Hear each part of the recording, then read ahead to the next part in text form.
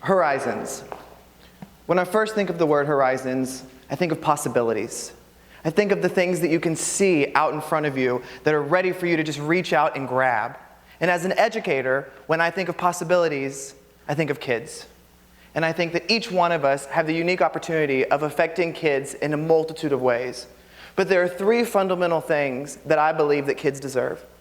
And one of those things is men involved in their lives. There's a nationally based program called Watchdogs. And with that program, they seek to be in schools getting men involved and volunteering their time in the school system. Now, I'm an elementary principal in a tiny town in Texas, in Navasota, Texas, and I have about 750 kids on my campus. And we are always seeking to get more men involved in our campus. So we participate in the Watchdog program. And my assistant principal and I set up this big kickoff event. We were so thrilled. We bought pizza because you know the saying, if you provide food, people show up. So we had tons of pizza, and we sent out invites. We went by every class. We talked to the kids. We advertised online. We advertised on our marquee. And with 750 kids, we were expecting a crowd. And we went to the kickoff event that night for the Watchdogs volunteer program, and we had 2 men show up. And it broke me. Because I thought, what am I missing here? Why did we not get these men to show up? And I sat down with my assistant principal, Aaron Marvel, and I said, what are we doing? What did we miss? And the idea that we came to was that the men figured out what this was. That this was just a cattle call to get them to be in schools more often. And our parents aren't fools. They knew what we were doing. And so I thought, I want to do something more with these men because I know the power of having a man involved in your life. And I said, what if we did something different? Because a lot of schools, they'll do this event like a Donuts with Dads type thing. But our facilities weren't really going to allow us to be able to handle that. And so I said, well, let's do maybe a dinner. Maybe we can we have some money that we can do. We can have a dinner that we can cater. And I said, but I really don't want to call it like a dinner with Dad. Because a lot of the kids that we serve in my community, their birth fathers are not involved in their lives. It's their uncles, or their brothers, or the gentleman down the road, or their children or youth pastor. And I said, I want to make sure that we don't call it something that will limit who shows up. And so I thought, what if we call it Dinner with the Gentleman? And we can advertise it as this celebratory moment to have these men show up with no other expectation other than we want to celebrate you for being involved in your child's life. And I said, okay, we had 2 show up the first time, so let's set a reasonable goal here. I said, let's do 150. Let's dream big. I hope that 150 men and children will show up. So we sent out these RSVP cards because we hired a caterer who was going to make ribs and all these sides, and I thought, maybe if we offer ribs instead of pizza, we'll get more men too. And so we sent out the RSVPs, and 637 RSVPs later, we had to change our caterer because we could no longer afford ribs, and we went with the hamburgers instead, and I went, oh my gosh, this is blowing my mind. It's way out of my expectations of what was going to happen. And I said, okay, we really got to make this great. I don't just want to have a dinner. So we used some of our extra Scholastic money to purchase books for every kid that attended, so that when they left that event, they would have something they could take with them to continue the relationship with that man that they brought. And that night, standing at that table of books as the kids walked in and seeing over 580 men and children show up, it blew my mind. I've never experienced anything like that before. To stand in front of a crowd of men who showed up for their kids. We had 3 guest speakers speak.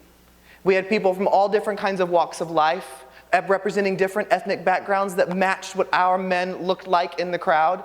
And they each spoke for about 3 to 5 minutes with nothing more than to thank the gentleman for being there. It wasn't a time to lecture them or tell them how they could be a better father or more involved in their kids' lives. It was a time for them to just be uplifted.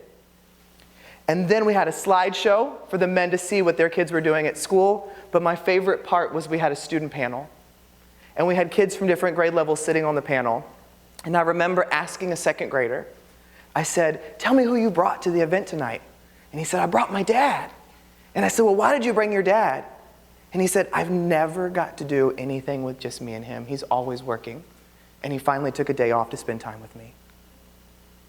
And that was one of those moments where I thought, as an educator, this was worth it. This was worth every ounce of effort that we put into it. It was worth the money that it cost. And we just completed our second one this year and had just as great of a crowd and a turnout, and the kids can't stop talking about it. Now, of course, I had a hidden agenda. I wanted to get these men involved in our school also after leaving this event. And I'd love to be able to say, yeah, after this event, we had somebody come every day for the rest of the year. We haven't yet, but we've gotten better. A gentleman left this event our first year, went and called his work, and said, I need every Wednesday off for the next 3 years that my kids are at this school. And he comes and spends 1 day a week, every single week at our school, volunteering in classrooms and spending time with kids. He's been adopted as our campus dad, and we have kids that will request him to come on the field trip with them before they request their parents. That's the kind of impact you can make. And I am such a firm believer that it starts with one. Because now, we have 3 men this year who show up and help out. And we started the ball rolling. And these kids are getting moments with these men that make a difference in their lives.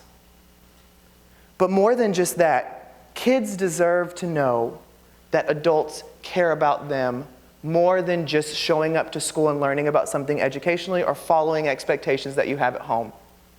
You know, I talked about us doing the Watchdog event and how we only had 2 gentlemen show up. Well, as a school, and all of you have been to school before, you know that they always try to do these events. They have math nights and STEM nights and reading nights, and they try to get parents into the school to learn about all these great things. And if you work in education, you hear a lot of educators complain about, well, we just didn't get a very big turnout. Well, we were hoping for more. Well, we only had about this many people show up. And I started thinking, I thought, I did a lot of mission work in my youth. And I started thinking about, in mission work, when you're in a church, you don't sit in the church and beg people to come to you and hope they show up if you send out enough flyers and information. You go out and serve them. And I thought, my field in education, why should we be anything different?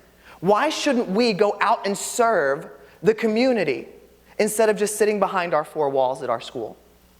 And I thought about the community that I live in, and we have an apartment complex in our community that a large amount of our kids live at. It's also where 90% of our discipline problems live. It's where our parents live that are sometimes hard to get a hold of, or their phone numbers change, or they work multiple jobs and they can't come to the things that we have at the school. And I said, let's go out to them, but I don't want to go out to them and pass out pamphlets. Or tell them, hey, here's some ways you can be reading at home. Here's strategies you can be using to better connect with your kids. I just want to go out there and serve them. And so we partnered with our junior high campus, and we went and we worked with the local meat market, and we work with Walmart and Sam's, and they donate all these supplies, and we go out once to twice a semester, and we do hot dog cookouts.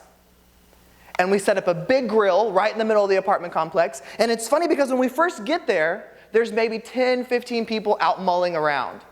But once that grill gets going, and the smoke gets into the air, and the smell of hot dogs come out, we serve between 300 to 400 people every time that we do it. And I will tell you, we've done this 7 or 8 times now.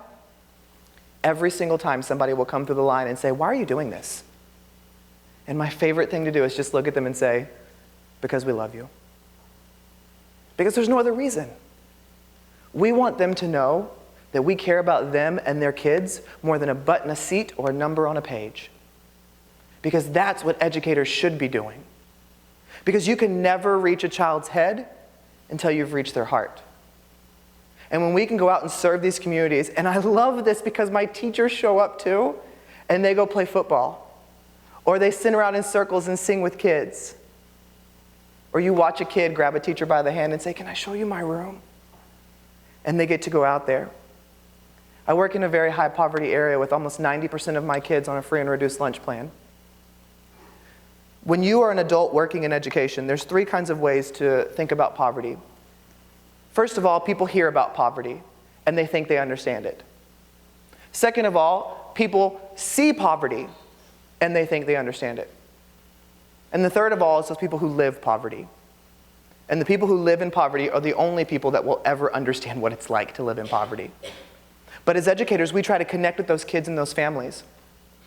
And for a teacher to be able to walk into the home of a child and see that it's a 1-bedroom apartment that 17 people live in with a mattress on the floor, And when they go to flip the light switch, the child says, "No, this is the week that it doesn't turn on. There's 1 week every month that it doesn't turn on because we can only pay for 3 weeks." And then you understand why they fell asleep in class that next day. You understand why they're angry or why they don't do their homework. And you're able to connect with them and be there for them in more ways than just teaching them the standards that the state requires of us. A good friend of mine named Angela Myers started a You Matter movement. And we have taken that as a school. And we work with every kid to make sure that every single person that walks within our building and leaves our building leaves feeling that they have worth, that they are valued, that they are important, and that they have a genius that they bring to this world.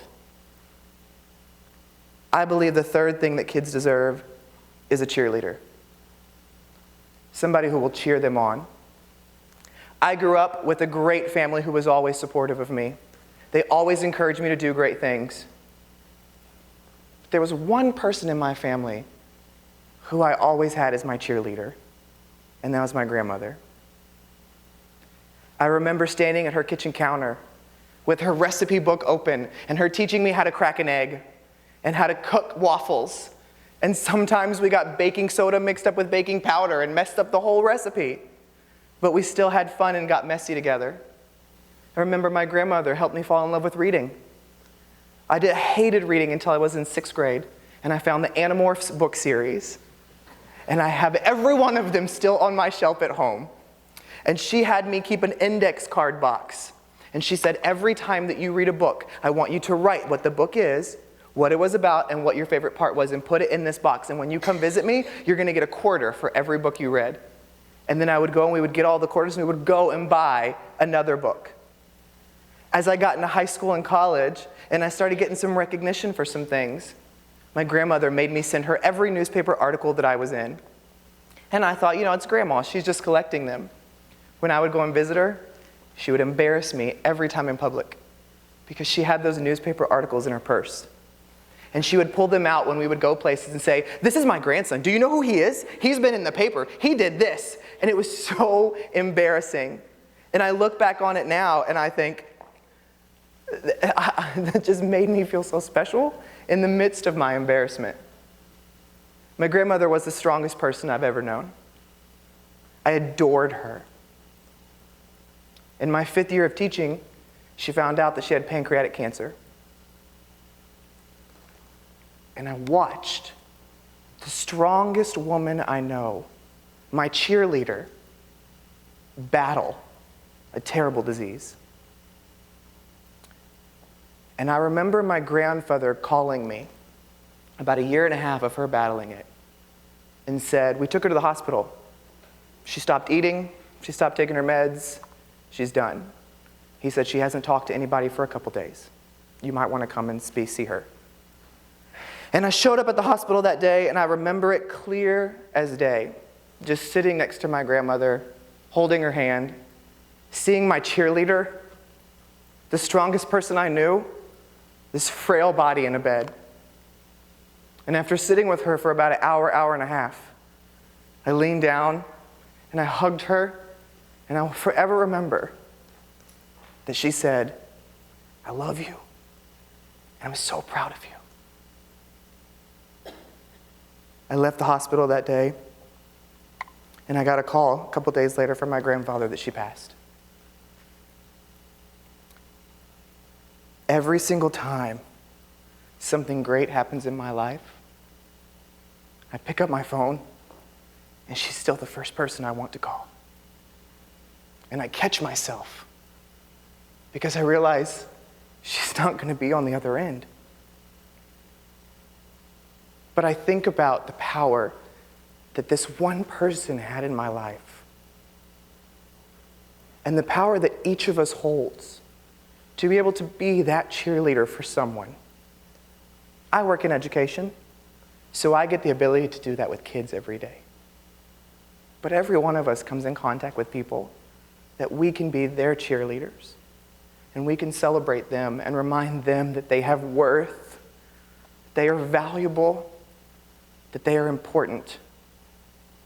Yes, our kids deserve it, but we all deserve to feel that way. And when I think about the theme of horizons and what's out there and what we can see in the possibilities, when we take those moments to encourage each other, it expands our horizons more than we ever imagined possible. Thank you.